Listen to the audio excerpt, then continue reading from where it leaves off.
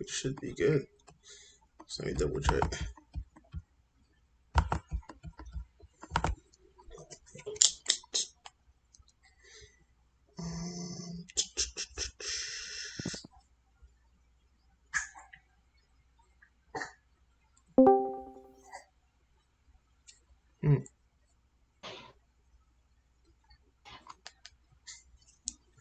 Are we good? I don't know what's up.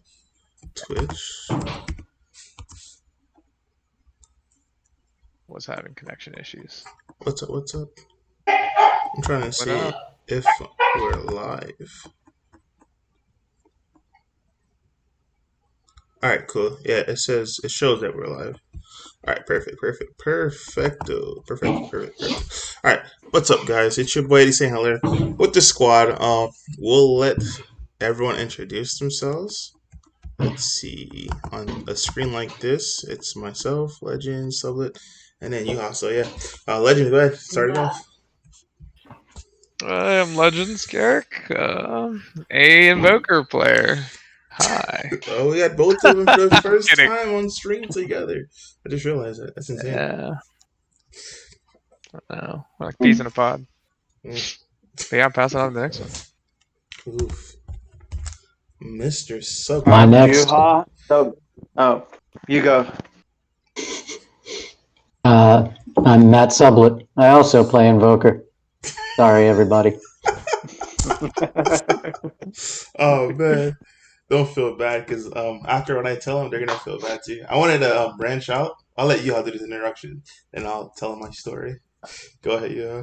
I'm Juha, and I do not play Invoker. What do you play, my friend? I play Red Broly and Aggro Sin. Hell yeah, we play Floodgates in this piece. We got Burn, Hand Destruction, and then just, I guess, all black decks. Yeah, so, fun story, quick story for you guys. I know last team chats, I told you guys I want to branch out and find another black deck that's not a Dark Broly that rejects. So I want to tell you right now on record, yeah, that was let's just say I was heavily mistaken because during testing, it has not been fun at all. And yeah, Dark Broly and Rejects are just the best decks, so I had to find a way to play either one of those two decks. The Echo Vegeta Zeno deck, I tried with my hardest. Like, you understand how hard I had to play that deck in order to get any amount of wins. I felt like I was on life support just to get these wins, dude. Whereas I felt like if I had Dark Broly, if I had Rejects, life would have been so much like I don't feel like I know for a fact life would have been so much easier. So I can't play that for that guy. So unfortunately, I'm gonna go back to one of those beautiful decks. Most likely, it's going to be I don't know. I have the whole Vegeks deck. I would have to repick up Dark Broly, which I don't think I can because all those prices like super skyrocketed. So right now, I do have Vegeks. We'll see what happens in the future. Yeah. Let me just open a tab on my stuff so I can see any questions, comments, or concerns. Let's see if I can see it from my phone. Anyone want to give a quick story while I'm pulling up the... No, but while you do that, why don't we talk about the event this past weekend and people's experiences or their thoughts on it? You can start with Sublett. Looks like he has a lot to input here. How's your experience this week? Oh, you guys played? You guys played this weekend? I did. I did too. I could pull it up. I have the Latin America one pulled up right now, but I could pull up the PVG one, event management.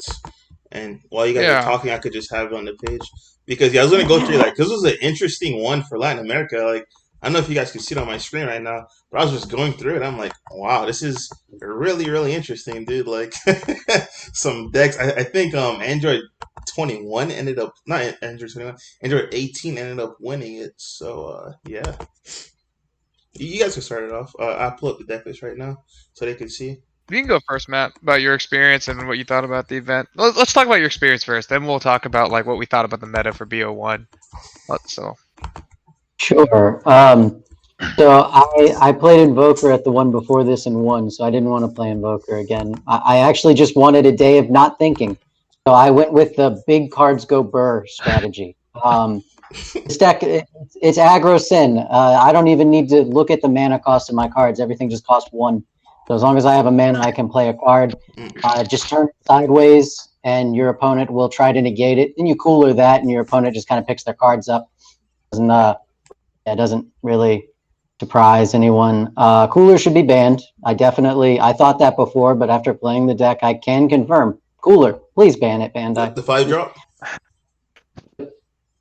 No. The 3-drop. Oh. Are you talking about the counter? The battering? The counter, man. Yeah, the battering. There's a 5-drop cooler? Are you talking about the red blue arrival? Red blue garbage that we pretend to play. We're on aggro spin right now, man. We're not on invoke. I promise. I can 100% confirm that cooler is probably the best card in the deck. Yeah. Dude, for the event coming up this weekend, I think I'm just gonna play 4 cooler. I don't know. Like there are plenty of cards in this deck that just weren't cooler, and I wanted them to be cooler. So I'm just gonna go 4 coolers, and we're gonna let that best of 1 carry there. The event overall was fine. I ended up I lost against Mike, who was playing Baby. My camera cut out, and so it's kind of like the right thing to do, just to give him the win on that one. And then I lost against King Piccolo. To be completely fair, though, I don't even know what I was doing, man. I haven't tested with this deck. I couldn't kill him. Then he killed me the next turn. It happens. Other than that, every other game ended on like turn 2 or turn 3. Usually, if it was turn 3, it's because I had Celzino and I just wanted a cooler to back it up. There's no fear because you have a barrier blocker. No concern about what your opponent's going to do because they're afraid. Yeah. In the last round, I played against Dark Broly, and he didn't have a negate. Here comes Celzino. I don't know. That was pretty much my day. What about you, Legends? I also didn't want to play Invoker for this event. Not because I won, because I haven't won a regionals yet, but mainly because I think best of 1 Invoker is just a pain in the ass to play. So I went with Android Self-Control, which was made famous by Jonathan Rodriguez a couple years ago. Which Android? But it was a really... What's up? Which Android you said? The Self-Control 21.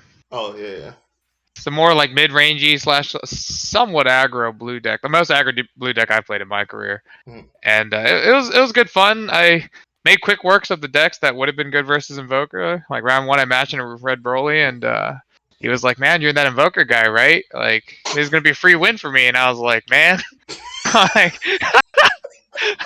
hate to break your bubble, bro."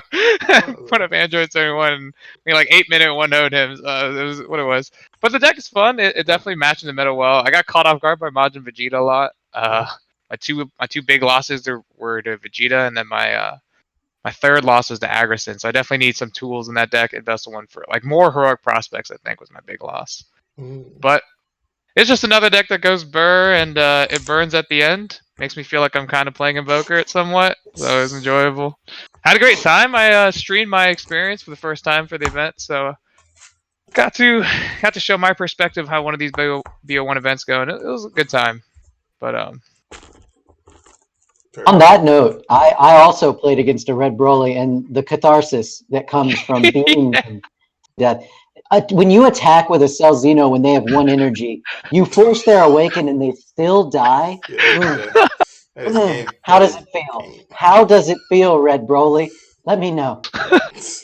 Why do you guys hate me so much?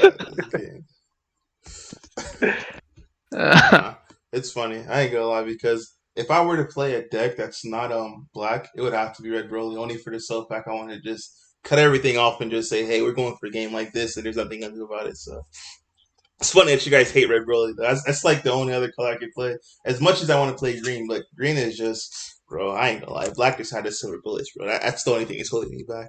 But yeah, I'll pull up the chart from the past weekend's event, and those who played in it could discuss, and then we'll chime in afterwards. Because just by looking at this looks really, really unique. And this compared to the Latin American one, it's very, very different. But it's I don't know, man. Like, we'll talk about ours first, because the Latin American ones, it's all over the place. So those who did play this weekend, man, talk about it. Like, does this seem pretty accurate? I mean, I know this was the top 16 decks, but from what you guys were playing, do you feel like these were the decks that were just taking over, or did they just, I guess, like, for instance, did the Majin Vegeta player just dodge all the Blue Baby players? Do you guys feel like there was Blue Baby over there? Do you guys feel like the Vegeks, like there was a ton of Vegeks, or this is like just a handful of Vegeks and one top? Like, what do you guys feel about these current representation for those of us who didn't play? Do you want Jason's exact matchups? Because I can tell you. I can tell you he played zero Blue Baby. There's no way he goes undefeated with Majin Vegeta against Blue Baby. I can tell you that right now, without even knowing his matchups. So first off, Jason's a very good player. Yeah, 100%. I know all those gamers guys. They're great players. I'm just saying, from deck experiences, there's no way he played a Blue Baby and won. And if he did, I actually saw his deck profile, and he didn't play a single Blue Baby according to the deck profile. Yeah, it makes sense. There's no way. I have his exact matchups here. He posted it in the Hermit Style Discord earlier today. Just kind of scrolling up to find it. Almost. Oh my god. People are always talking in this thing. It's so hard to find anything. 6. Bro, I'm not gonna anyway, his first round and last rounds were Vegex, so he had a nice Vegex sandwich there. Mm-hmm. And Majin Vegeta is a very aggressive deck, and if you can dodge the anti-aggressive decks like Blue Baby, you can sweep an event very easily, and that he did. He swept that event for sure. Yeah, like it without a doubt. He was always the first one back in the little chamber there afterwards. His matches took like a good 5-10 minutes tops. He said he won most of his games on turn 2. Yeah, he did. He did beat Marcel as well. I believe that. Sure. What was Marcel playing? King Piccolo. Yeah, King Piccolo, man. How does Majin Vegeta beat Red? Kills it before it gets set up. Yeah, they just destroy. What do you mean? It's the same way Reboot kills it. No, it has 6 life. It's dead. Yeah, but your sorry about that. Yeah, but your kill turn is literally with your battle cards, and your battle cards become locked with a violent race. Unless your King Piccolo opponent taps out for piano. Yeah, or like doesn't see it. Like, there's a lot of ways. Because I mean, that makes sense. It makes sense. It makes sense you play it like that. Something like this, all your battle, like literally every single one of your battle cards are literally locked. But if you are tapped out, and you kind of sign a matchup on that one, Coach. Going with like 1-drop, leader 1-drop as well. There are ways around it. Oh, there's so many ways. Also, like you've got the quickening. If King Piccolo attacks you, so that they can actually awaken, it's over. It's a wrap. Because you just crack the quickening, you hopefully find the triple striker, and you kill them from 3, so they can't even awaken. So his rounds, his 8 matchups. He played against Vegex round 1, Tien, interestingly enough, round 2, and Dark Broly, King Piccolo, Green Gotenks, Broly Surge, undefeated in round 6. That's an interesting one. I can talk about that deck. I'd love to see that. I went against one with Agrosin. It got to like turn 5 or 6 because of Big Amor, but it didn't change much. And a King Piccolo in round 7, and then he finished off with Vegex. So it doesn't look like he played against any of the strong control decks, and Vegeta is an aggro deck that will eat other aggro decks. Because your deck either doesn't run the tools to stop the constant wave of double strikes, or it takes its own life and just loses to the constant wave of double strikes. Yeah. So I'm not surprised Majin Vegeta won. I think that's something that we all kind of predicted moving into the best of 1 format, was that Majin Vegeta was going to take one of these things at least, because the new Green Gohan. Yeah, it's reboot Gohan, but slightly better. Yeah. It just doesn't have critical. Yeah. And like the first regional, we didn't see any success from it because Blue Baby ended up winning that one. Blue Baby was everywhere. It was a fantastic time to be an Invoker player, honestly.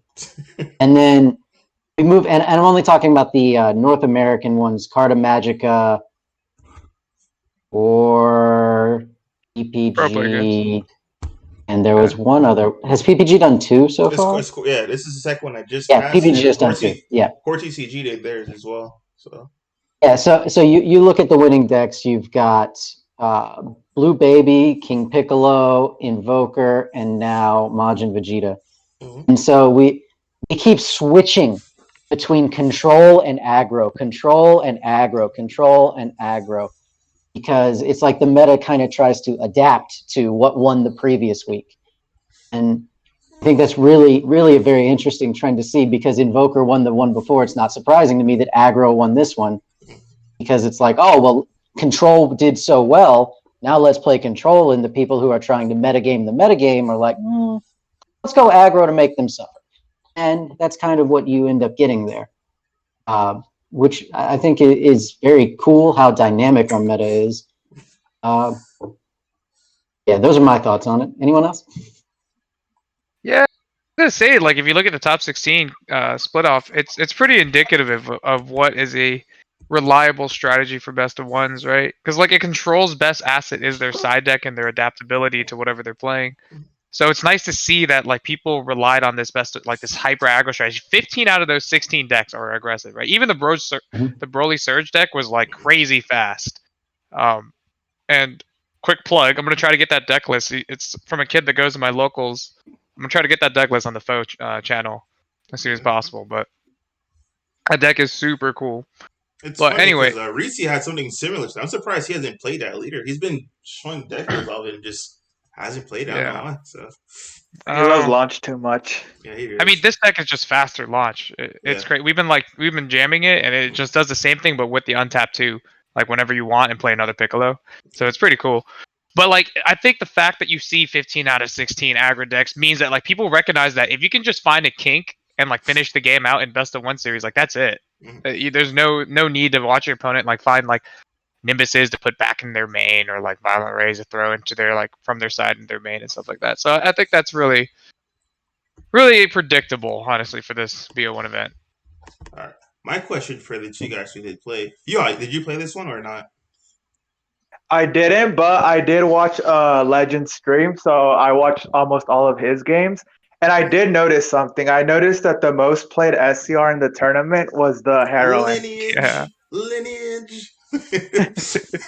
You guys made me proud. But I have a question. Why in the world? Two different experiences.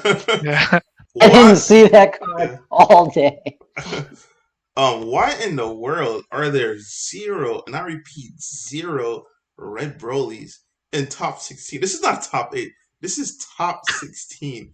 And I see, I'm in shock. I'm not gonna lie to you guys. I see not even, I'm not in shock. Zero. No, I'm not either. What's up with that? Red Bull is the worst aggro deck that we have. Yeah, it kills easily. itself and has no defense. Like it is easily the worst aggro deck that we have. It loses to every other aggro deck. So in an aggro format, it stands no chance. It either capitalizes on a control format or just gets out of the way. But Broly's actually like a mid-range deck. I think Red Broly's at its strongest when it can crit out its opponents and then like take apart their hand. I don't think it's that great when like it's giving your opponent a bunch of cards in their hand, because then their clapback is always stronger than what you try to do. 100%. Yeah. But you're telling me out of this top 16, all of these decks are better than Red Broly? There's no way. There's no way. Yeah, I mean, there's just every aggro deck's better. Like aggro Sin is a better aggro deck. Majin Vegeta is a better aggro deck. Bad Jax is a better aggro deck. No. Well, the Gex is like a mid-range kind of stun deck, honestly, but definitely like Red Broly is just the worst aggro deck. It just beats up on control decks so nicely because it can sneak in under that radar with criticals, big dudes on turn 1 and 2. Well, your turn 2, turn 3 is what I mean to say there. Like and it punishes control decks for having to charge a third energy too. That deck was never designed to beat aggro decks. Which means this might be the week to play Red Broly, because people are going to jump on control to counter Majin Vegeta. Bro, I'm just in shock. I'm not gonna lie to you. Like, I'm just looking at this and it's just like, wow, interesting, very, very interesting. Yeah. You guys want to scroll this deck? I think if you just check like matchups there, like look at half of that top 16 was like Agrison and King Piccolo. Both of those decks just walk all over Red Broly. So like, if you're trying to enter with Red Broly, I can see Sin, but what's your opinion on King Piccolo on Red Broly? What's up with that? like King Piccolo mains the Violent Rays. It has like a way to kill all the Red Broly stuff as it comes in. As soon as the Unison comes down, Red Broly is just so much weaker, right? Like Yamcha deals with Red Broly pretty quickly. That Piccolo Jr. blocker negate or double striker negate deals with Red Broly really well placed to correctly, like placed on a crit attack. It's just so well. And then KP gets the combo for free once a turn on both players' turn to 20k. Like Red Broly just loses another attack right there. I don't see how Red Broly ever pushes through. And then whenever Red Broly's done with their turn, like how do they defend versus KP's attacks, right? You can't Violent Raise KP's entire turn. Half their turn is 15Ks, the other half is above 20Ks.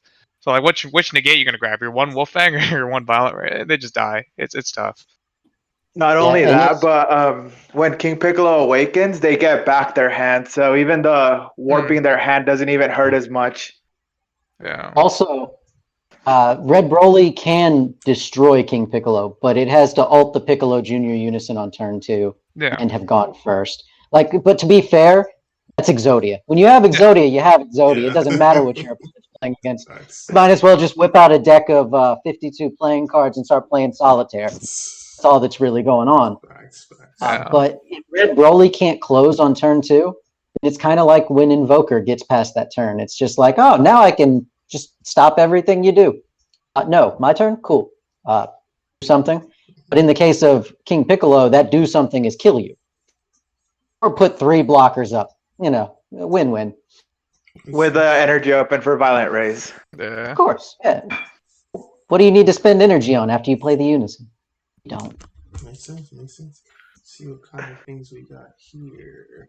Says the Surge Broly aggro caught me off guard. He went hard turn 2. My boy Coop said that. Yeah. You can take a look at it, but I think he's gonna have the deck profile, so we can just take a glance of it.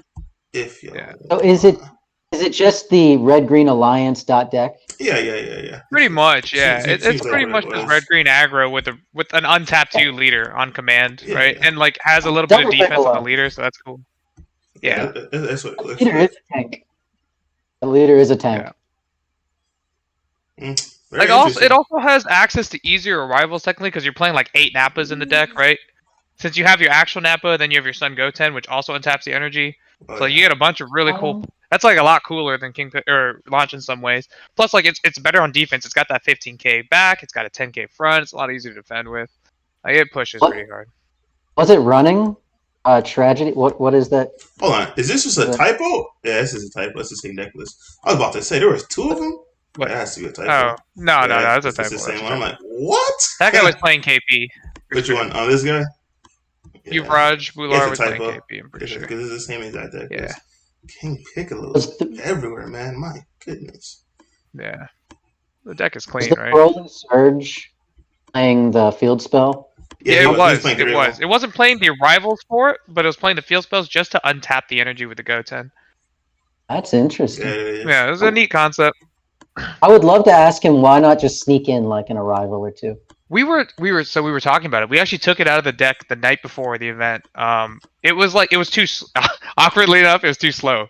Like we didn't want to spend 2 energy to develop that thing, right? Just to eat a combo. Like in the side deck, it'd be super sick versus King Piccolo, but it didn't matter if we could just kill King Piccolo on 2. No, it just made no difference. And to what Sublett said with this, and that's these 3 cards are just stupid.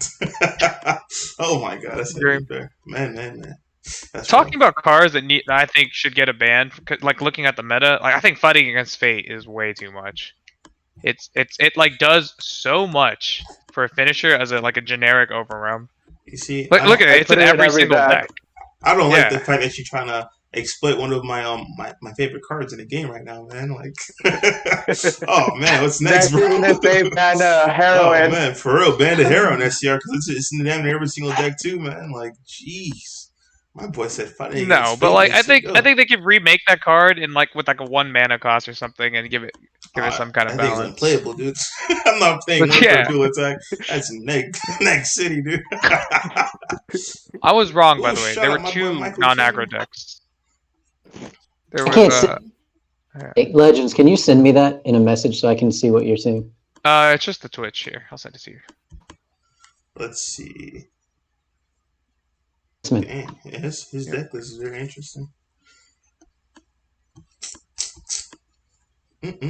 This is my bad boy right here. My boy played 4, the cleanest of the cleans. Shout out to my boy Miguel Garcia. Jesus Christ. I tried to tell you guys last week. I said please win it with Regex or Red Broly.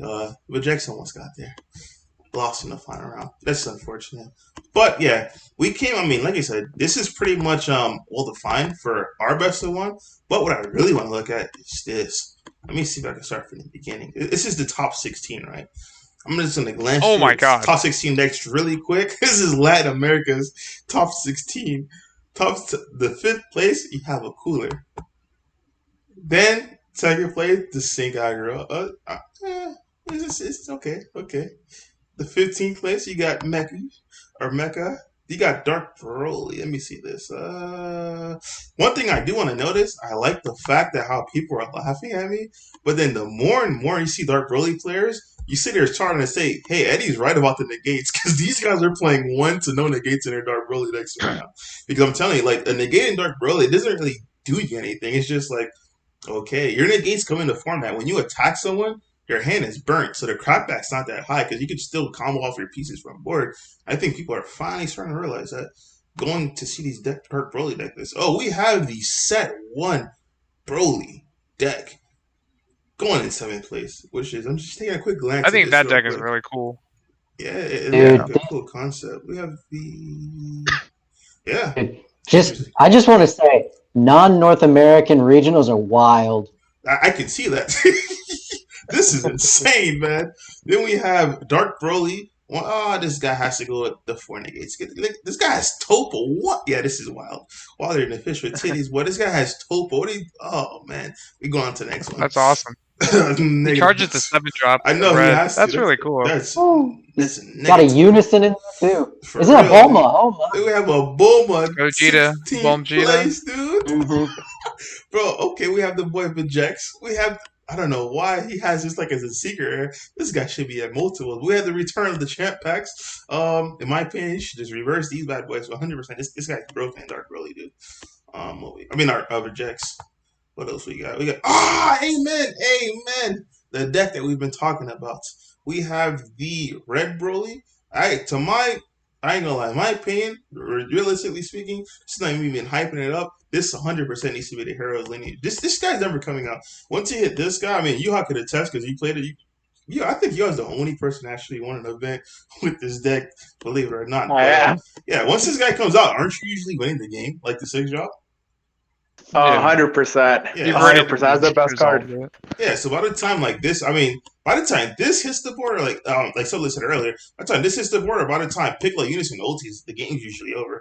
So I don't really see, especially for a price like that, I don't really know why he's running that, but he did very well. He got 10th place. We got, okay. We see no cell, but we see the hero's lineage. Well, let's take a quick glance. Oh, what the world? Did Jason? What he ran Demigra? I'm guessing, right? His unison. Jason? Oh, he ran 0 unison. That guy was all gas. He didn't run any. He didn't run a unison. He didn't run no negates, no unison. That guy. Yeah, Jason went forward. That's my guy right there. Shout out to that man right there. No, team no negates. Look at the number. Look at the number of Majin quickening in the deck. Holy cow! That's ballsy. My boy got 4th place. My Shout out! I ain't gonna lie. Shout out to this. Shout out to this man right now. I want to show this man so much love because I feel it. I do the same thing when I play Red Broly. I only play one freaking planet Vampa, bro. We play the one over here. Yeah, but Vampa. Okay, but Vampa, like Broly's fine without Vampa. That deck is trash if you're playing the engine and don't see quickening. This is facts. Actually, if you don't see the TP and you're 1 Vampas in life, you lost. Yeah, I mean that's fair, but that is facts. But you're gonna see that Vampa, bro. Because if it's in your hand, you 100% not putting it back in your deck. That thing is being held on to. What we got? We got the King Piccolo. Got it's pretty standard. Let me see. He got 3. I mean, really good card, I guess. What else we got? We got the launch. What is this? People are trying to incorporate the Kaioken main decks in these red decks. I know, dude, but there's a counter to that. I main deck the Beerus Whis now. That's smart. Yeah. This guy gives you 1 turn of Invoker. Yeah. The regional that I actually took, I had it in the main deck, was Beerus and Whis. And let me tell you, dude, I was able to play so freely all day against them. I was like, you look at the hand, you rip a Kaioken, and you're just like, go ahead, another one. Yeah. I got this Beerus Whis here. I don't care. Then you just charge it on turn 5. You're like, I don't need any more. Win. Yeah, that's clever. And we have the first place deck right now. I think this is the coolest deck. Android 18. We have It's the mill deck. 18. Yeah. Straight negates all mill, baby. This is like straight. I'm gonna negate every one of your attacks, and if you're playing, guys, this is hilarious. But I'm not gonna lie to you. Shout out to whoever you are. Oh, his name right there, Sebastian Garcia, bro. You are this week's champion, bro. I ain't gonna lie to you. This is straight meme, right? He even has the blocker, bro. You're not getting any attacks true. This man played Bro, 8 Upstart hilarious. Goblins in his deck, too. That's pretty crazy. This guy played once. What is this? 5? Oh, man. 6, 7, 8, 9, 10, 11, 12, 13 ways that you're not attacking. Well, 14. That's insane, dude. Wow. It just seems like maybe like with extra work. Yeah, it's like instead of Android 17ing, you're just going for the mill win, I guess. So, did you guys ever see this deck before? This deck actually rose about in the Surge format. Yeah. I lost to it. I lost it in Vegas. Yeah, TLP people try to bring. I think Scott Dash was one of the guys trying to bring it out. But the thing was, the decks were just better, dude. Like you're not really, you're just lose by then. But yeah, you're right. This did arouse in TLP. I remember I saw Scott Dash. I'm like, what the hell are you doing, dude? I saw Android 18 and I saw Blue Red. I'm like, oh, you should try Miller. That's when I first found out this concept. But this guy Sebastian actually made it work, man. Like, not only you're not attacking, you're also not playing the game, bro. Like, my God. There's also a cool thing with savage. this. It's unbreakable. He could actually charge 2 of them and just hard cast the Frieza as well. That's true. That's clever. So that's got some dual purpose there. Wow. And I mean, you're not using your mana on anything anyway, right? Just stay at high life. Upstart Goblin, Upstart Goblin, Upstart Goblin. Upstart. Oh my God, there's so many Upstart Goblins. There's literally like 12 Upstart Goblins in this man's deck, and then the interseconds are extra Upstarts. Like it's ridiculous, actually. Is it just good? Does this give you like Janemba vibes? Like we got the hate pseudo combos, bro. Like my God, this is Janemba. This is hilarious. I'm sorry, boys. All right, let's look at the next deck, bro. But shout out to you, Sebastian, for taking the W. Oh, we got the champion. This is the guy who won the PPG webcam. He beat me in top 8. But my boy, you see, he's starting to believe too. He went on the 2 power burst. One thing I want to give a shout out to this man, bro. I've been playing Dark Broly for long, so I never thought about this. So I'm gonna give you a huge shout out. Was this guy? This in a mirror match is the most broken card you could possibly put in, bro. At first, I'm thinking it's Meki. I'm thinking it's like there's so much things you can do, but honestly, it's just mirror, dude. Because if you're able to just put them down at 2 and you go all in, they're gonna brainwash you. You just literally dump not the chomp, but you just dump the mirror and you just swing for game, dude. Like that. That's 100% interactable and unstoppable. So it's a 30K too. Bro, he beat Marquise with that too. Oh, he got Marquise. Yeah, he got me. That's why he beat me in top 8, dude. I'm like, all right, good. I'm perfect, dude. He has 2 cards left in hand. I'm good. Bro, he tapped the 1. I'm like, oh, shit. Bro, everyone in their mama's mom know I play no negates, dude. I'm like, yeah, this is a game, bro. It just got me. Yeah, so huge shout out to him playing that. You should have stolen it with Lineage. True. I didn't have it at tournament, dude. I didn't have it at tournament. I was fiending for. I didn't get it till after the tournament, bro. Trust me. I wish I had a Lineage with a burning passion, but unfortunately, I didn't. Yeah, this guy beat me in top 8, so shout out to him. It looks like the fairly similar deck. Yeah. All right, going on. We have another. How do you guys feel about this being the overwhelming choice? I think you guys think 2 energy is too expensive, or like. What do you think he was it lets you get the Cell Zeno back, which is cool. I think it's like really neat, but I don't think it's the way to go. So actually, I played the Power Over Seeing Time. He's super good. I considered it an aggro sin. Is it specifically just for the Cell, just to get it back? Yeah, literally just for the Cell. Yeah. I mean, your deck is a burst deck. You mill Cell so often. It's deeply upsetting, honestly. Makes sense. And then you just play the Power Over Seeing. You play the Power Over Seeing Time and it gets it back. This also is a way that you can kind of like burn mana and trade this for a super combo if you need to. It's like a second copy of Cell. Yeah, That's I was about clever. to say that. Yeah, it's like a secret rare, essentially. Yeah. If you open it, you hold it onto your hand. Yeah. Like if we look at this list, this is an extremely standard list. You don't see many Nimbus in these lists. I did opt to play 2 myself this weekend, and they were really good. So I can definitely vouch for that. Otherwise, man, like what you're looking at, -1 haze is pretty much the standard list. Do you feel like the only extra card besides the Nimbus is the Final Flash, or you just feel like Nimbus is the only thing you need for this deck? Oh no, you definitely use Final Flash. You use Final Flash and Nimbus. They're just good cards. Okay. It makes it harder for your opponent to win. The simple fact that you play Final Flash means that they're not going to go in. You have Haze, you have Flash, you have Nimbus. Like all you have to do is survive 1 turn, and they're dead on the crackback most of the time because Cooler exists. And 3 coolers. I hate this card. One thing I hate up to 4. So much, I love that. I love that card. I'm doing it. I'm doing it. I'm playing 4 on Saturday. So anyone who plays against me, if you're asking yourself, do I have Cooler? I have 2. Now, something else that you'll often see in an aggro Sin deck in the standard ones, the ones that have all topped, is Koitsukai. I am unoriginal when it comes to a deck that's not Invoker, so I just net deck the heck out of this thing. And so I was using these 2 Koitsukais in it. And man, they were really good. It turns out against those slower decks, you use Koitsukai and they just cry. So I recommend that if anybody's out there going to try this deck, you actually want to try and fit in 2 Koitsukais. Like this guy's list, maybe just cut one of these Hazes and cut one of these Nimbus for 2 Koitsukai and use this. We're good. Makes sense. Aggro Sin is pretty figured out right now. It's very standard. You could guess 46 of the 50 cards in their deck. So this is the top 4 decks. Interesting. We see Dark Broly in the top, cracking the top 3, man.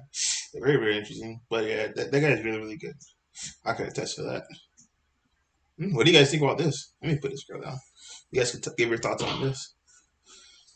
I think it's neat, and I think it's telling of how like pigeonholed we are for meta in America, right? Like I've never followed Latin America's like pro scene or anything, but like we generally have the same players topping repeatedly in America, in North America, and people just play what the players at top play repeatedly. So we don't generally have such a wide variety of like new rogue decks coming out. Like this Android deck is beautiful. And I think it's really cool that in Latin America that they had this like birth of variants. But my big question, before I pass it over to Sublett, and hopefully Sublett can talk on this, my big question is like, why don't we see more Mecha Frieza and Top Cut in this like BO1 event? It just got some crazy new tools from BE and the Champ Pack. But yeah, I don't think the Champ Pack cards are out yet like that. So I think that when you look at Europe's meta, you look at Latin America's meta, and you look at America and somewhat Canada's meta, right? The US and Canada, they're vastly different. And I think that a lot of that comes down to play styles. Americans, for example, have a really specific kind of play style. And as our meta evolves, it evolves around the collective play styles that the top players have, that the lower tier players will then follow and become better with, and then inevitably expand out. You see this kind of thing with like Yu-Gi-Oh, for example.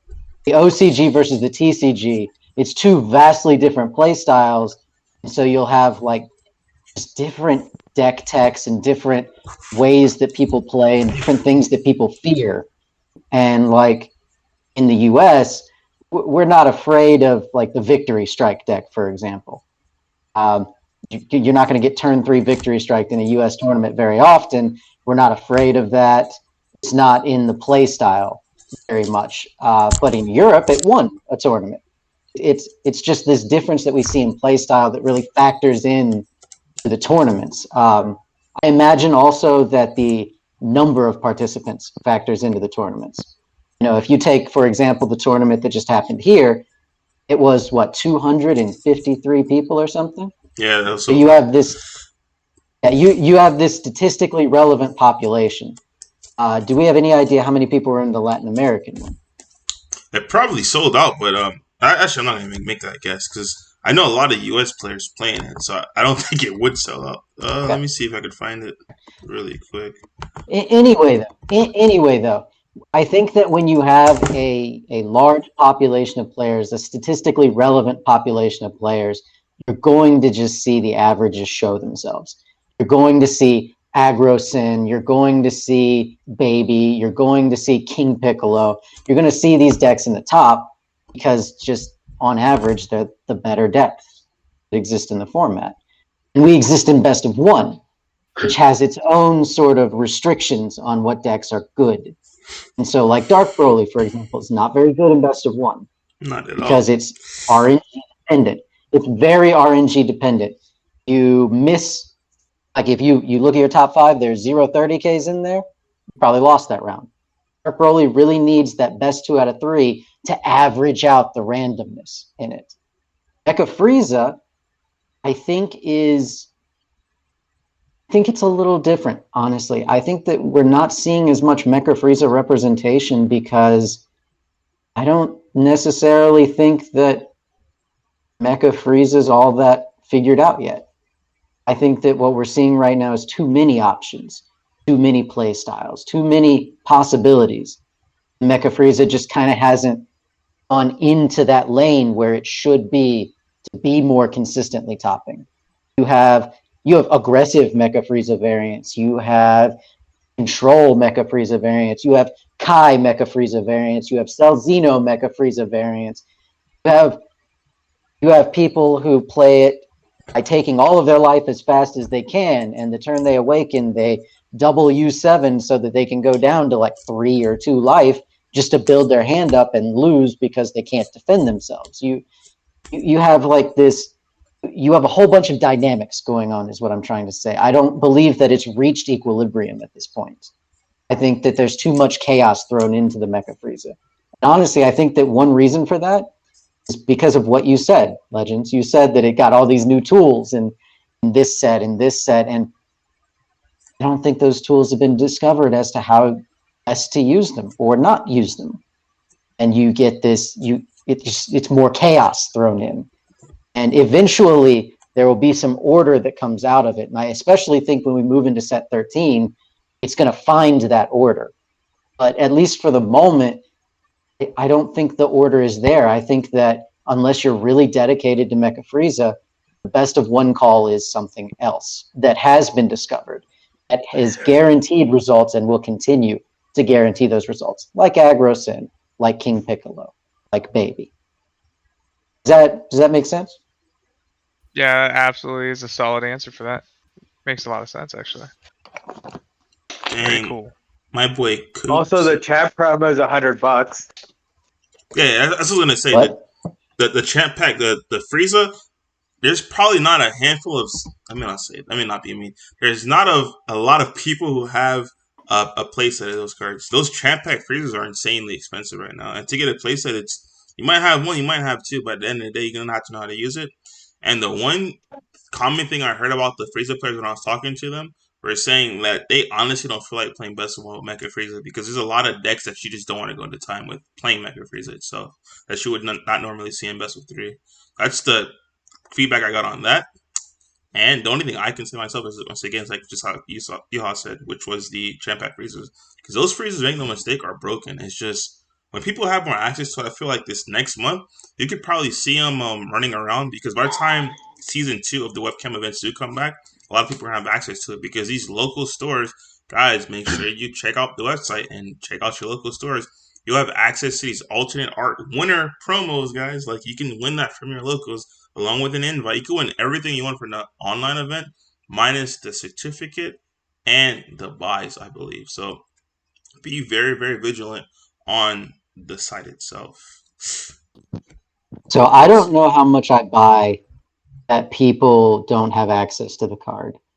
That is a reasonable thing to argue when they just dropped, right? So like the first and second regional, and even to some degree, you could argue the third.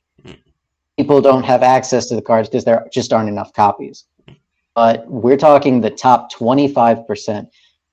50-ish people at each event get at least 5 plus what is it, 2 additional packs at the start.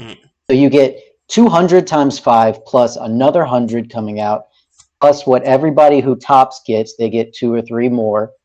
And you divide that number then by 5, because that is the number of Mecha Freezes that are going to exist.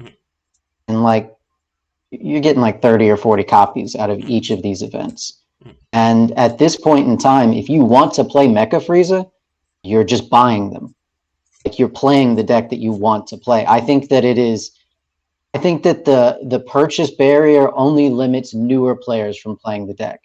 I don't think that it affects the dedicated players in the slightest bit.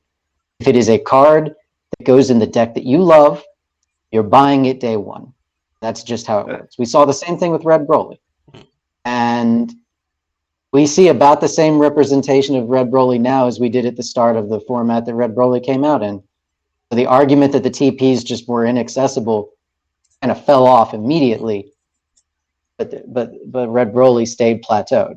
And so I think that what we're seeing is not as affected by the price barrier as you may think.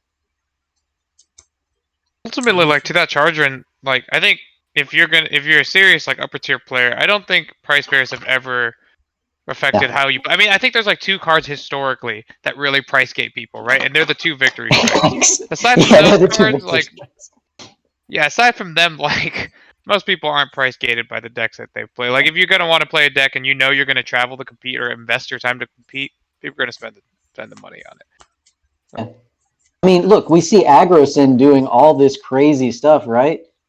I mean, nobody who's going to trade this for 4 Mecha Freezes. Yeah, that's busted. Not a single person is going to trade Sub-Zero for 4 Mecha Freezes. It's not worth it. Yeah. Why are we seeing so many AgroSyns if Cell Xeno would be the price barrier gate? Yeah. It's not.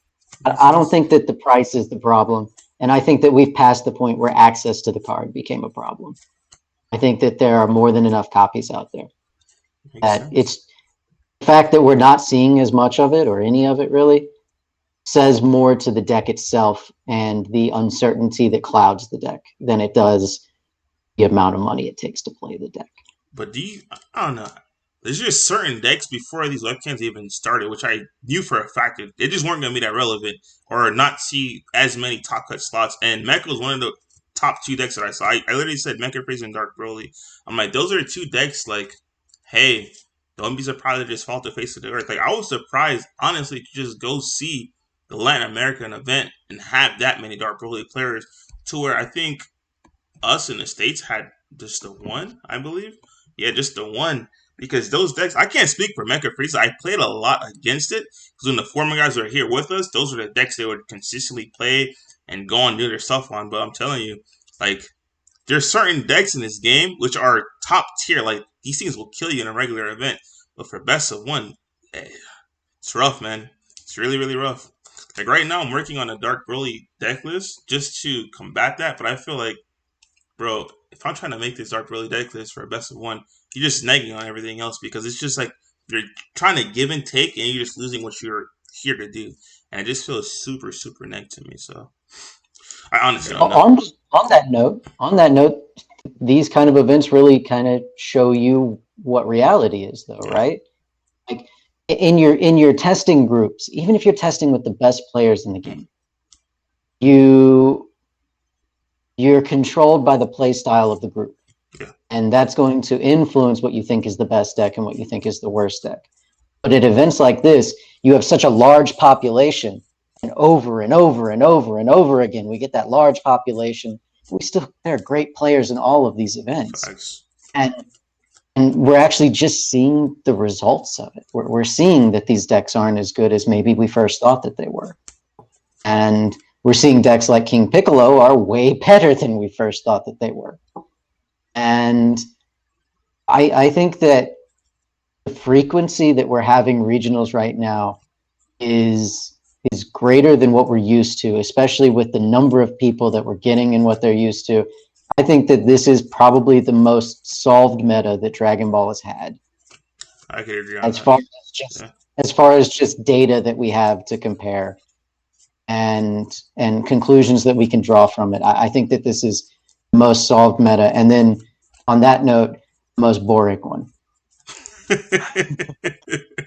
Oh man, the shots were fired. Real quick to catch up on the comments, we had Coop said you're proud of me, Eddie, for picking up. I am proud of you for picking up Vajek Square, man. Shout out to you, Coop. I saw you. He said, how's the Vajek list looking? Recommended changes. I can probably put that out in a separate video. Going with the Gogeta package. I'll just tell you right now, pick up your SS4. I don't have them on me. I won them off an auction. Pick up your SS4, the one that's Goku, the one holding the Spirit Bomb, to grab back your Gogeta ones, because those guys are going to go up, dude. You can overwhelm, grab that guy back, and then go ahead and Union Patora. Let's see what else we got. We have, if Eject had Heron's lineage for the last attack, he would have won. Bro, did he have, Coop, tell me this, did he have a secret in his hand? Or are you just saying that? Because if he did have that, that'd have pretty lit. I ain't gonna lie to you. We have Red Broly SCR is overrated. Yeah, it's kind of to the point we mentioned before. By the time the other cards hit previously, you're probably already winning. We have Bardock Unison's underrated. That's something we could talk about at the end, because I have my opinions on the Bardock Unison. I've used Skillless Mecha Frieza, and it was interesting. Oh, Coop said he ran a Kai instead. All right, so I mean, I'll give my thoughts on the Bardock Unison, and then these guys can go ahead and give theirs afterwards. So that Bardock Unison, in my opinion, it's not that it's underrated. It's so easy to remove cards, especially Unisons, in today's game, right? And the Bardock Unison itself, it costs 2 to give itself 1. Now, if that Bardock Unison was a cost 2 to give itself 2, we'd be talking a whole different ballgame. But it's fairly easy for me to say, okay, cool.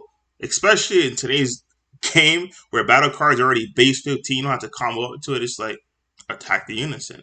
Okay, cool. Attack the Unison. Combo my Champa. Or you take it off, the double strike still stays. Hey, your guy's dead. That's not an investment that I would personally want to give. But, I don't know. Maybe these guys could, if they want to talk about that, tell you something different. I think it goes further than that. I in my mind, the Bardock Unison costs more than 2. It costs 2 plus whatever your 1-drop costs to make it effective, right? Otherwise, you're just paying 2 mana for a 3-drop nothing effect Unison. Exactly. And like that, as far as Unisons in this game goes, if you look at all the best Unisons in the game, they either draw cards or they shut your opponent out of the game. This Unison does nothing in comparison. So as a result, I don't think the Unison's very good. I agree. It doesn't generate advantage at all. Yeah. I think the way you put it was pretty exact. When you said it costs more than 2, that's like the perfect way to say it. But go ahead. What you were saying? I was disagreeing with what. Oh, sorry. Oh, go ahead, man. Go ahead. No, I was just saying that I agree with what Legends was saying, that it just does not generate any advantage whatsoever. Yeah. It's a Unison that really shines when you're set up and really isn't shiny at all when you're not set up. So, yeah, I agree with what Legend said on that one. We have Coop saying, should I pick up Brainwash? All right. The thing about Brainwash, right? I saw this because I was sitting there with Andrew Duvall and Machado. Machado was looking at me like, are you sure you want to sell these cards? And Andrew said the same thing. I'm like, it's probably going to go up. Because the thing about those TPs, it's what? This weekend is May, I believe. We're going to the next set rotation. So a card like the Brainwash No More, it's just those copies that are out there, and that's it. That's the same problem that happened with this. When people found out this card was just amazing, and they wanted to pick it up, it's like, okay, cool. The TP set is moving on to the next rotation. So if you know you're going to play a black deck, I advise you pick it up. If you're playing with Jax, I can tell you right now from experience, you really don't. Yes, it helps you, but honestly, you could play without it. Like, the only overruns in that deck for Vajeks would be probably this guy. It would be my SS4 guy, and it would be the one you could either, the new Gogeta promo essentially, because you can either overwhelm it or you can either just pay 1 to grab a Vegeta super combo and a Goku True Fighting Spirit from your work and put it in the drop. I would not play the Brainwash, but that's just personally me because you have access to Trunks, you have Negate Power Burst, you have access to defensive cards for days in that deck itself. So if you do want to pick it up, you can. If you're playing Dark Broly, I'd say yeah, you have to. But for Vajeks, I think you could win without it. That's my personal opinion for playing the deck. Didn't Brainwash... What's up? Go first. I was just going to say, Brainwash No More isn't cycling out now. It cycled out the set before this one. Oh, so it's Came out the so it's only gonna go up then. Yeah. Instead of fighting against Fate. Okay, yeah. So it's only gonna go up then. Yeah. So yeah. I think you just got to be aware that like buyout prices are a little ridiculous. Yeah, especially people having all this money now. So it's gonna be rough. If you want the card, I thought it was like I just looked at TCG. It's at 65.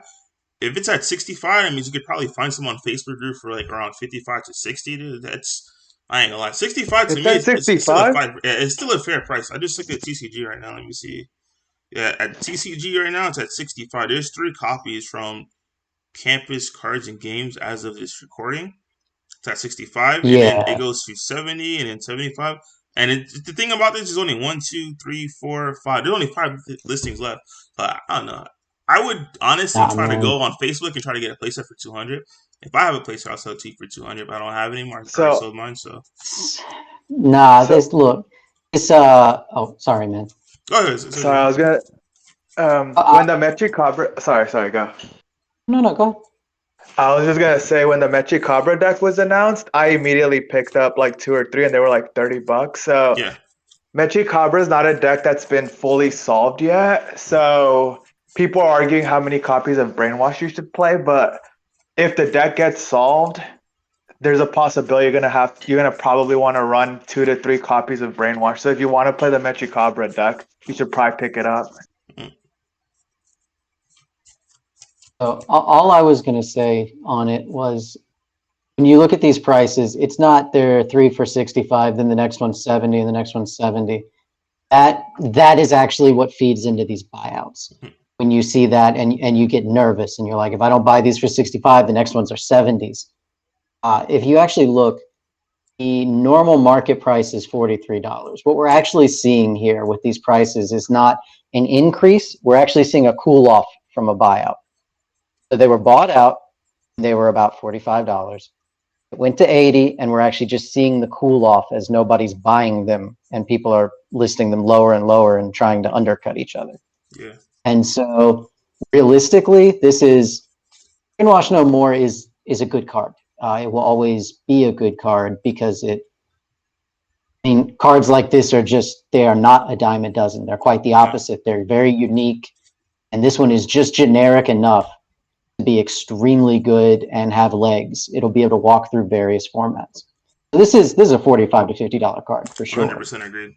But I would be wary of the prices that you see on TCG Player right now because again, it's cooling off. It's not going the other way. Yeah, 100% agree with it. That's why I said I wouldn't go by that. I would just go on Facebook and try to get a playset for 200. In my opinion, 200 for a playset is fair. That's the reason why I'm running on the gates. I ain't gonna lie to you. It's either and I'll combo whatever you throw at me, or if it's too big, I'll just take a life and say, okay, cool, next attack. Like, there's nothing you can do. So that card is 100% worth at least $50 in my opinion. That's for 1 energy, dude. And not only that, you can overwhelm it for 0. Put 3. That card has too much utility for 1 card. That's completely free, dude. That's insane. But yeah, let's see what we have. And we'll probably try to end this out so we're not here all night. What questions do we have over here? Let's see. Coop said he ran Kai instead. I agree with that. Bardock. Not in Green Broly. Kills combo step. I love that innocent. Alright, I don't think we have any more questions. So I guess we'll start with closing comments. And then if you guys have any questions, comments, or concerns, feel free to leave it in the comment section below. And then when I do my closing comments, I'll be sure to address it so you guys aren't left hanging in the dark. But who wants to start us off with closing comments? And somewhere in your closing comments, please give your top 5 best of 1 decks, because it's completely different from best of 3, and a lot of people are getting upset. So I just want your opinions on. I'm not going to give it because I don't play best of 1, so I don't feel like I have an opinion on it. I can tell you my opinion. Dark Broly and Mecha Freeze wouldn't. I know Dark Broly's not in there, but you guys that did play it or do play best of 1, let me know your feedback on the top 5 decks players should try to get into to be successful in these best of 1 events. That's a totally different question than what you started off with. But I tried to help him out. I tried to help him out, bro. my top 5 best of 1 decks definitely includes my favorite deck. But if my top 5 decks for like people to get into best of ones with does not include it at all. No, to be successful, yeah, to be successful. Yes. Yeah. So I'm like, you might as well help him out and like, steer him along. Like, give us some hope. Hey, play this. And All right. I think if we try to go best of ones, I think okay. At the top of my list, like almost tied for first place, is like a 3-way tie between Agrison, King Piccolo, and Majin Vegeta. All 3 decks are like relatively cheap, right? Compared to, I mean, as cheap as they can be in card games. Lowest rarity, the decks are relatively cheap, right? Mhm. And they're all incredibly competitive in best of ones. And even more so, 2 of those 3 decks translate very well into official like best of 3 events too. So like those are great decks to go in with. And then like if I had to pick a 4th and a 5th, VJax would be definitely in my list. And Baby. I can't honestly say I would suggest somebody to pick up Invoker for a best of 1 event. I love the deck, but I can't say that. But yeah. Makes sense. But oh yeah, my closing comment. I forgot it. Yeah, I mean, I think webcam events are a great time for people that want to break into like the upper, or I call it the pro circuit. For people that want to break into the pro circuit, this is a great way to do it. Like you can do it from the comfort of your home, and even though you don't get the feel of like the in real life events, you know, the drain of like the 9-hour day, like you get a version of it. You get to sit there and you tax your brain for the entire time. You get to see beyond your locals, beyond your standard play group, and you get rewarded for it.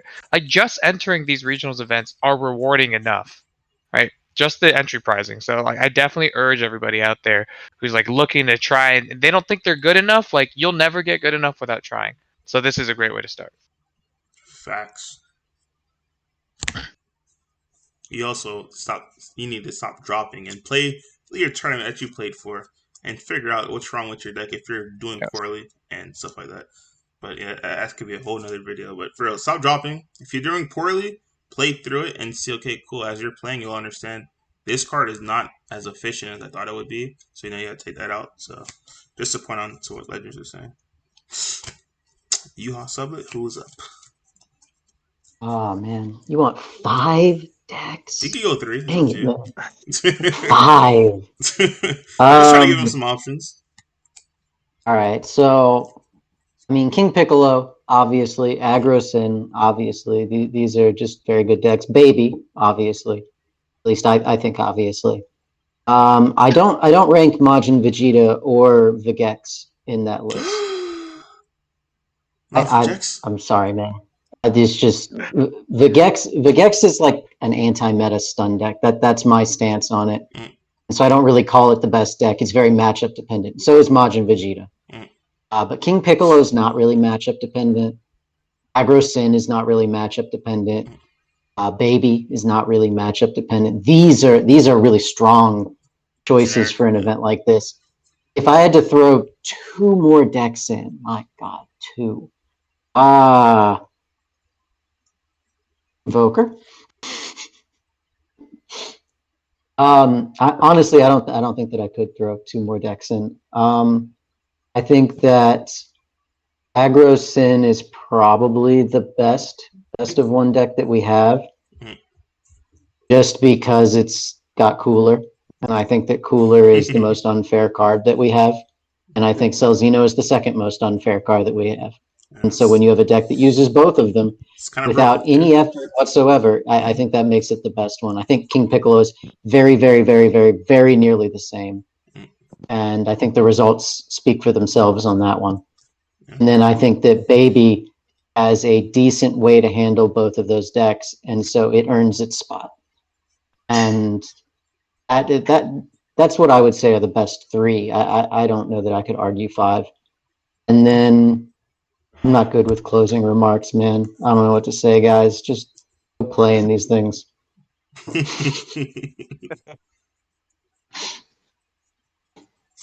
I agree 100% on Agrocin probably being the best of 1 deck. Especially if you win the die roll, you're almost guaranteed to win the game. And I want to say Majin Vegeta is almost the same deck. in a way, where like if you win the die roll with Majin Vegeta, you're kind of, unless you're playing against Blue Baby, you're almost guaranteed to win the match. Like you go first, you charge, you play Quakening. They go first, they leave an energy open for a negate, and if it's not red and it's not Valiant Raise, you're probably gonna win that turn anyway on your turn 2. So I think Majin Vegeta is definitely like one of the best of 1 decks. King Piccolo, for obvious reasons, it's King Piccolo. That deck does everything. I do think Vegex is actually one of the best of 1 decks, though, but that's just because Vegex can steal games. Like, I think best of 1, in my opinion, is just if you win the die roll and you steal the game, you win the match. So any deck that can do that can just win, like steal a win, I think consistently has the potential to be like the best or one of the best choices for best of 1. So some like Vegex, Aggro Sin, Majin Vegeta, those are my picks personally. Makes sense. Any closing comments you want to give for people? Like any tips? Play Aggro Sin as much as you can before Bandai bans Cooler. Please do. Or Errata Ban Cell. Cooler. Oh my God, ban Cooler, Errata Cell to cost 1 green and 1 yellow. Exactly. Please. Yeah, Please. Christmas in July. Let's go. Let's go. 100% agreed. Cells should not be free like that, dude. Like, I don't think you ban it, but it should cost something, dude. Like, you having to, oh man, that's a rough cost. Can you just make it cost 1 green and 1 yellow so that it goes in green-yellow decks like it was always meant to? Facts. Like, the thing about it, even if you only made it cost 1 energy, people still would. That's the funny thing. Like, but the thing is, like, it's fair. The fact it comes in for free, I'm like, bro, that's beyond. Not only that, I think we were joking earlier in a T-Talk session, and they're like, yeah, buddy has deflect. I'm like, stop bullshitting me, dude. And I looked at the card. Legends was in that session. I'm like, doesn't have deflect, dude. I looked at it. I'm like, bro, who in their right mind said I'm gonna make a quad strike coming out turn 2 that has deflected? I was like, what? When I double checked it, I'm like, oh, Sam really does have deflect. I was like, I think that's when it got bought out. That one after that T-Talk session, as soon as it got bought out, that was hilarious, dude. I'm like, there's no way. And these guys are like, they weren't trolling. It really did have deflect. Yeah, but my biggest, I guess, my closing comments. Let's see if there's any questions before I start my closing comments. So, all right, there's no. All right, yeah, I think. Okay, yeah, we're good. One more question. I don't know. Real quick? I have a question for you guys. How does Majin Vegeta do against Blue? Period, not just Blue Baby, just Blue in general. Well, because doesn't Blue just have floodgates to say stop? Like, I have Unison on board. Once the Unison sticks, none of your guys are going to stick because you have Trunks God Sealing. Then you have Hero Prospect. You need to specify what kind of blue. Blue is way too broad. All right. In best of 1, I'm guessing the blue decks are being. I don't think Soul Striker would do it because Soul Striker, you're playing a turn 3 Unison. But let's say something like, all right, you're playing Vegeta, which is realistic in the best 1 event because for some reason, I still don't know why people don't play Vegito. But Vegito, you have your Zen out there, and you have a blocker out there. Now you're untapping energy. Now you have access to something like Hero Prospects. Not only that, you have Godson just in case something big does come down. Like, I don't know. What's your opinion on green versus that? Something like that. That's really, or even Zamasu. Something that has a turn 2 Unison that can literally establish, like, okay, cool. I'm playing. And now my defenses are set up. Honestly speaking, if you play Soul Striker, you're going against Majin Vegeta, I can see, like, once again, how you lose because you're just stuck. You have your hard negates, such as D-Match. You don't have floodgates active yet because you have to wait to turn 3, which Majin Vegeta is not going to let you get there. So, I mean, your argument is basically how can Majin Vegeta beat red decks when they have Violent Rays? Mm-hmm. If you're just going to argue things like Heroic Prospect, but Violent Rays requires less setup. It requires 1 energy as opposed to a Unison to make it cheaper. And Blue has to set up first. So it's not as simple as Blue has Heroic Prospect, so it has a good matchup. You're still going to die before you ever play it. And even worse, Heroic Prospect doesn't end their turn. Yeah. And you have to win the die rolls, Blue. Yeah, they get ends the turn. Damn. Yeah, like, I think that it's Blue Baby that you want to specify as far as something that has a good match against Majin Vegeta. And not just blue in general. You have to specify because we have mid-range Soul Striker blue, we have Control Baby blue, we have Aggro Zamasu blue, or anything with Janimba chain in it, for example. It's blue itself as a color is too broad for a question. A lot of blue colors. Yeah, that is facts. What do you think, Legends? Yeah, I think blue is Sublett said it the most coherently. Like, it is very broad way to put blue. Blue oftentimes is like shelled into this control deck, but it's not. Like, blue is not just a control color ultimately. And like, even worse though, like, blue has to go first to set up its control setup, or even like to set up pro prospects. And then even if you get Zeno on 2, you have to find a way to untap to get the real energy back. It's just rough. I think next set though, blue, that changes with that pan coming out. Maybe blue gets a little, I think blue gets a few more tools to be able to play on turn 1 with that pan. So that's good. Give me that pan. Let's go. I can't wait for that pan. Yeah, me either. Oh, kill me now, Majin Vegeta. Oh wait, you can't. That pan is what, a 2 cost? It's a 1-drop blue unison. Oh, it's a 1-drop? It's Violet Ray. Yes. It's Violet Rays that cost 1 less card. Yeah. Are you trolling, And or is it really a 1-drop, or is it like really a 2-drop? No, it's really a 1-drop. Oh, It's really a 1-drop. It's your new TOP target, huh? Yeah, sure. What? It's my new Violent Rays. Like, it's the new TOP target instead of Violent Rays. Like, instead of you take out your Violent Rays, you have a new TOP target. It's like, okay, I have one, open another one, charge. Tour Miami. I just want to end from my closing comments showing you guys these 2 events coming up. I don't know why it's not popping up on my screen. Interesting. Pro Play Tour Miami. All right. Actually, guys, who's actually going to that? Because we're in. Oh, here it is. We're in the window where I would have to book the hotels and stuff now. But yeah, real quick, guys. Just want to give you guys a quick reminder on these 2 events coming up. This 6K is cash. It's not store credit. It's not anything. So be sure if you're in the area to come in, even if you're close to it, like Jacksonville, Georgia, all that good stuff. Come in, man. Come in, have a fun time. Make sure you pre-reg. You pre-reg, you get a mat, and you get 2 DBS themed packs. Like I said, straight cash tournament. So stay tuned for that one. First day is a 5K. The second day 2 is going to be a 1K. Then at the end of the month, you have the first event of season 3 for the Pro Play Tour, which is going to lead you into the 2021 to 2022 Pro Play Tour Invitational once again. This is also a 2-day event. For this, day 1 will be the best of 3 event. So for all of our stuff, a lot of the, I guess, common feedback I was getting was that people wanted participation items for these events. So what I did was went ahead for all of the events that we have coming up.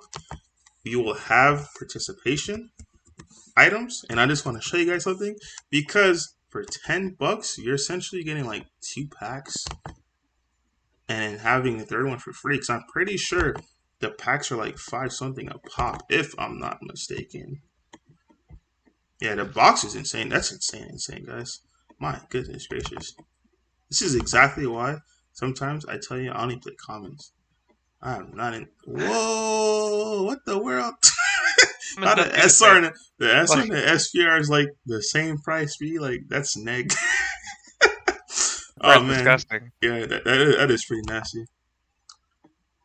I can't even find what a common pack is, bro. I was trying to find how much a pack was. That's all I wanted to know. All right, so yeah, pretty much, guys. Come out. We're gonna have entry prizes for you guys. Day 2 will be GOAT format. Once again, there's a bunch of videos on GOAT format. You guys can Google. Yeah, there it is right there. Set 1. The green blue. There's red blue. There's mono blue. There's mecha. There's cell. It's like a whole. The best way I can describe it in the beginning, this is what I did. Like, this is when the original PPG team was formed, right? The thing we came up with and we thought of was, in that format, think about the TV show. The way the TV show shaped out, for some reason, I don't know if this was just a common theme, is where the card game came out, right?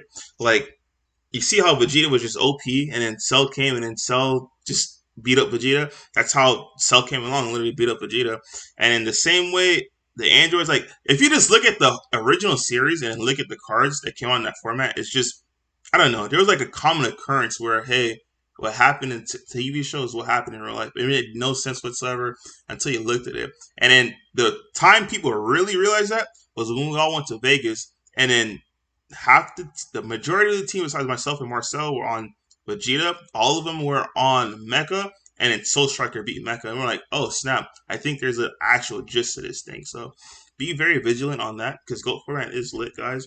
Make sure you get your cards now, because those overwhelms are really, really, really old. I'll tell you right now, I don't think PPG will have all of them for you to get day one. Cards like Sublett just showed you, Kale, those cards are one of the first, I think it was it set 2 that thing came out? It's like one of the first like good like staple SRs in the game. Yeah, cards like Time Patrol Trunks, guys. Make sure you have at least 3 copies of them. Like like those cards, yeah. Those Gohans, I remember when those things first came out, they were infinite money, but all the TPs were ridiculous money. But yeah, that's it for me, guys. Just have fun, practice on Go format. Objection. It was really helpful when going against Cell, because you know your hand was about to be gone anyway, which is some way I guess you kind of mitigated that. It was like, okay, cool. I have a fat hand. Just let me put in energy real quick before I go down to 3. But yeah, that was it. Yeah, unyielding Trunks. Bro, if you love blue, you're just gonna enjoy this format, because even if you love yellow itself, you're gonna abuse just alright Mecha. Take a life untap 2 with Mecha. It's gonna be stupid fun, guys. But yeah, see you guys at these events. I'll probably be at the Pro Play Games event. I have to request off now that I think about it, so I can actually be there and play. But yeah, guys, thank you guys for joining, and we will see you guys on Friday. Deuces.